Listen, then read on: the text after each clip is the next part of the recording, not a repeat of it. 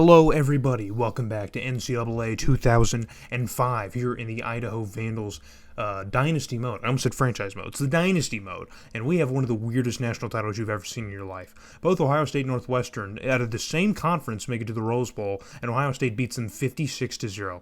56-0. Miami, I think, was ranked number 1, and they lost to Arkansas, so they dropped to number 4. Anyway, looking over the stats now for the year here, Matt Norwood has a much better season than last year. A lot of numbers are up here. The interceptions didn't balloon as much here. The completion percentage dropped a percent, which was noticeable. And then rushing the football, he also did pretty well. One of the better runners on the team here. The number of touchdowns is down in half, but, he's the quarterback. I don't expect a whole lot of that. Keith Bridges has had a really, really bad down year. Like, really bad. His discipline was an issue for the team. It's one of the reasons that we now have restrictions against us, and his production was halved. Halved. So, really not great. He wasn't even that effective in the receiving core. So, he really didn't contribute much of anything to the offense this year. Not a great year for him at all. Matt Norwood within shouting distance of his production running the football. That's just not acceptable at all. Roderick Williams, however, though, gets a Pac-10 first team All-American honor here, being the top receiver on our team here. An amazing freshman year. Nichols Bullard's production was kind of hampered this year as well. I was hoping he'd get over 1,000 here, but far cry from the 17 touchdowns as well. Looks like Roderick Williams ended up taking a lot of those snaps here, a lot of those receptions. Nicholas Bullard and Conrad McNeil, just consistent, man, where he was, man. I don't think there's a future for Conrad McNeil outside of the Idaho Vandal program, but, a good career. Just a decent career for Conrad McNeil. I can't be upset, man. Byron Huber also, expected more from the tight end. 7 touchdowns this year is great, but receiving-wise, just not really a whole lot to sink your teeth into. And then Trey Mosley, one of the other 4-star freshman recruits that we got last season, had a decent year, didn't have a touchdown yet, so he's still looking for his first career touchdown in college, but still a decent year, more or less, for him. Robert Beasley has himself a pretty decent year as well. 12 sacks is more from last year, production kind of down, but still a decent season.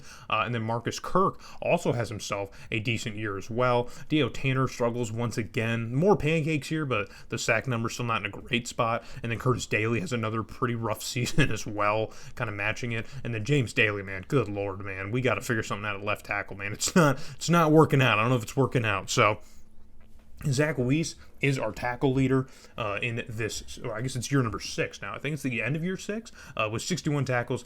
Never really gets back up to that 100-plus tackle mark from year number 2 or his, sophomore season, which is unfortunate. But TFLs goes to Carlos Calhoun, who also gets All-American honors himself, man.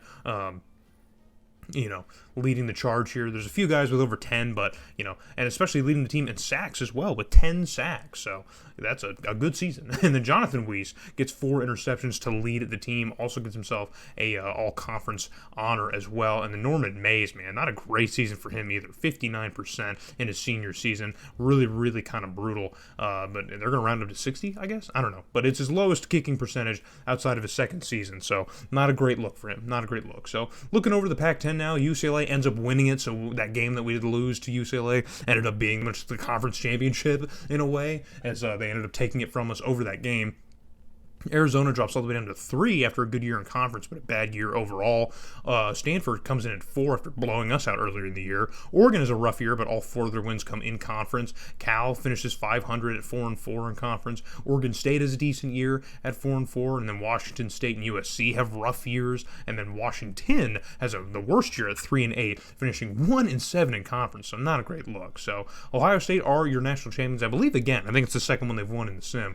Arkansas finishes 2nd. South Carolina up to 3. Miami drops down to 4, so I was right. Miami was number 1, but for some reason, I guess because of the resume, I don't know, didn't have the resume to make it to the BCS national title game. I don't know. I really don't understand, because the national title game is between 2 and 3, so Texas rounds out the top 5. West Virginia, Northwestern, UCLA, A&M, and Virginia Tech round out the top 10. Virginia Tech moves all the way up to 10. Auburn drops out of the top 10 to 11. Pitt drops to 12. Iowa drops down to 13. LSU drops to 14.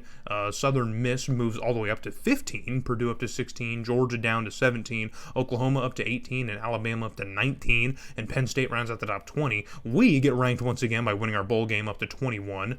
Fresno State also sneaks into the rankings as does Boise State, our rival. And they even end up winning the WAC. So, interesting thing to look at. But now we're getting into the offseason festivities, and here's how we're going to switch up the budgets, guys. We need disciplinary points here because of how things are going. So, we need it. We're on probation, so we have to divest more points into the discipline and take it out of recruiting because we have less scholarships. So we don't need as much points recruiting now since we won't be able to recruit nearly that many players. But this is the biggest, hugest thing, man. Look at all these guys trying to leave early, man. And it makes sense. Jonathan Weiss, Nicholas Bullard, Matt Norwood, Marcus Kirk, it makes sense that they're all trying to leave, but, I mean, dude, this is brutal. Losing our 4 best contributors on both sides of the ball to the draft is just brutal, man. And I don't think any of these guys really have a future in the draft, or in the NFL, rather. Maybe Jonathan Weiss does, possibly. Nicholas Bullard might. I don't think so, though. But on top of that, there's so many other things that we're also losing. We're losing our kicker, Norman Mays, who, wasn't great, but, now we have to think about a kicker moving forward, and we're losing so much on our offensive line, too. Dio Tanner and Curtis Daly, who were probably 2 of the worst aspects of our offensive line, but they are leaving.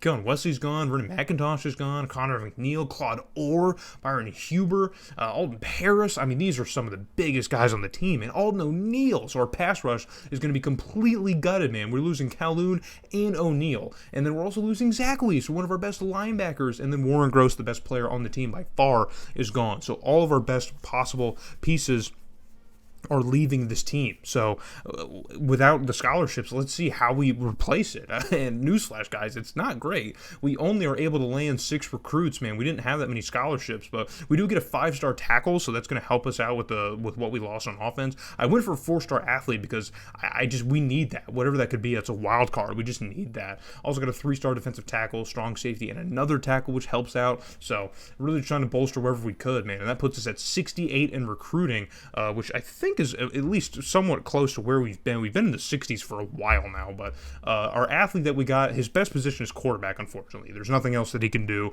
outside of quarterback, so it's another Matt Norwood situation, but he's got the speed now because of that, which helps him out. So we might have another toolsy kind of guy like Matt Norwood, but giving his strength at quarterback, that puts him right where Ross Chester is. So there's a chance that Washington or Chester might not start in the next season, depending on how the training period goes. So depending on who takes a boost in training will determine exactly who is going to start at quarterback. So now we're going to look over the training results as, this is also a pretty big thing here too. I added some more points to the training results because if we can't recruit a lot of guys, and we need the guys who are currently on the team, both starters and then backups, they need to grow. Like, we need to be fostering talent on this team if we can't recruit, because now we're missing those scholarships. So we really desperately need training to be a huge factor, and then we need a good discipline from our players as well. And as you can see, the roster still trending upwards towards at least an 80 threshold, which as long as we're around there, I think we can still at least compete in the Pac-10. But now because of the probations, man, I'm thinking, I'm like, dude, maybe if we were in the Sun Belt, we could still be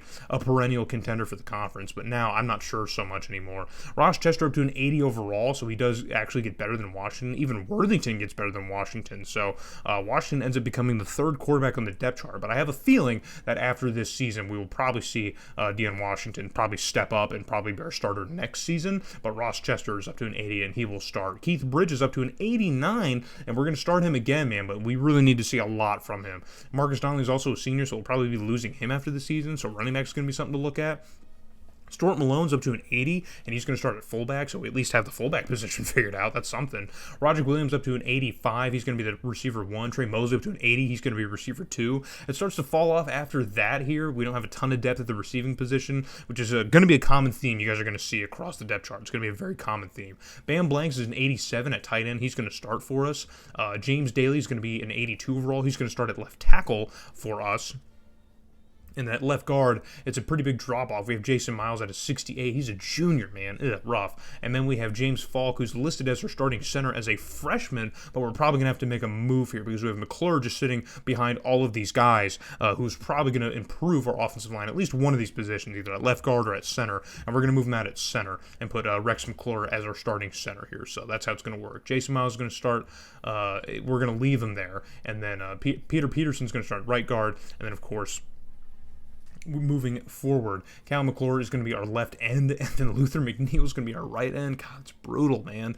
Pass rush is gone. Jonathan Dangerfield, starting defensive tackle. Our D-line is completely depleted, man. We still have Bryant Winborn. He's a senior on left outside linebacker, so it looks like linebacker university continuing here. Jeff Williams, our middle linebacker. So, yeah, even losing Zach Weiss, we still have a strong linebacking unit here. We're going to put Bryson Rice on the right side at 82 overall, so we have nothing but 80s plus over on the linebacking core. Maybe help up with a bad defensive line. Philip Tolbert's going to be our top DB, and then Dan Kramer's going to be second. And yeah, it's another fall off, man, much like receiver. So at cornerback and receiver, we have no depth at that position. It's rough. Hugh Johnson's going to be a 74. He's going to be our starting free safety as a junior. And then Broderick Ryan's down to a 70, man. So we've got holes. We have actual holes on this roster, guys. And then Jeff Dennis is the walk-on kicker since I wasn't able to recruit one. And then Marvin Landrum is a walk-on punter at a 78 since I wasn't able to recruit one. But that's how it goes, man. We have holes on this roster. And I did not change any of the non-conference schedule. I didn't change it. This is what the game gave me. I thought it was pretty good. Those are all pretty rough teams. We're probably going to need to be bargaining wins anywhere we can get them with the roster that we have. But the fun one here is Arizona State. We're going to host the Sun Devils after ousting them out of the Pac-10. This is basically going to be fighting for that spot, for that supremacy. So we really need to beat Arizona State and prove that we are a P6 program. So I hope to see you guys back in the Kiwi Dome against Arizona State.